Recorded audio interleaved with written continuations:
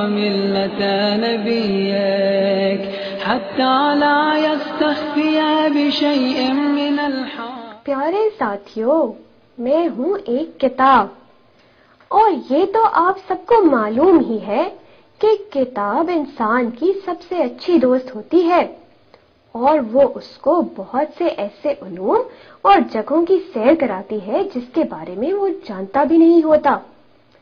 تو جناب، میں ایک ایسی دوست ہوں جو آپ کو اور بھی مختلف مفید اور اہم کتابوں سے ملواؤں گی. جناب، آج کی کتاب کا نام ہے نہج البلاغہ.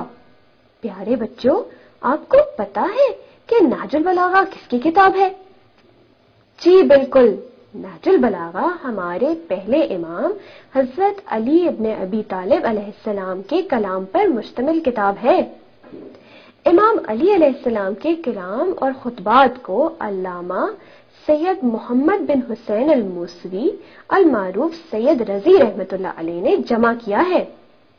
آج تک اس کتاب کے قریباً 200 شرح لکھی جا چکی ہیں. سید رضی رحمۃ اللہ علیہ نے نہج البلاغہ کو 3 حصوں میں تقسیم کیا ہے. پہلا حصہ امام علی علیہ السلام کے مختلف مواقع پر کیے ہوئے خطابات اور دیے گئے خطبات پر مشتمل ہے.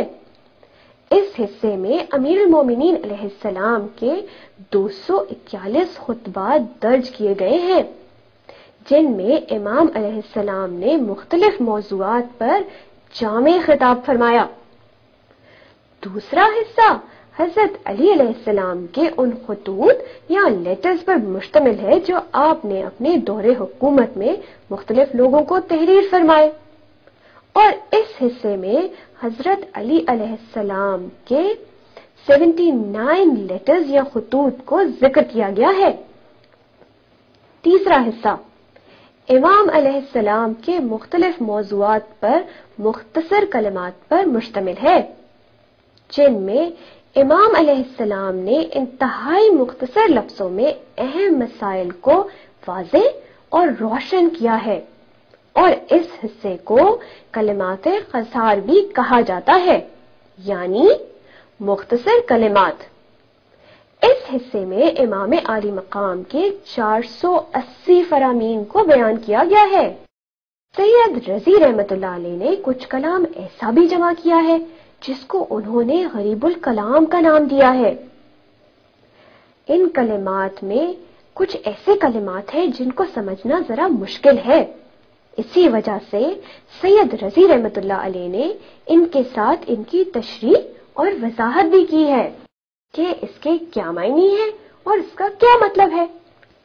اس کے علاوہ بعض نہج البلاغہ کے نسخوں میں امام علی علیہ السلام کے 2 بہت ہی عجیب و غریب خطبات بھی ملتے ہیں.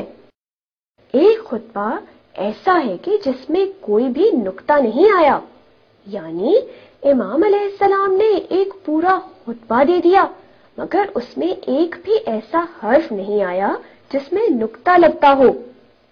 اسی وجہ سے اس خطبے کو خطبہ بلا نقط کہا جاتا ہے.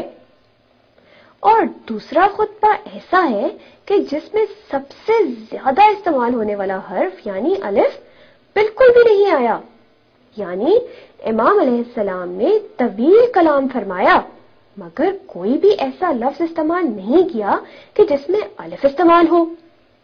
اور جناب، اس خطبے کو خطبہ بلا الف کہا جاتا ہے.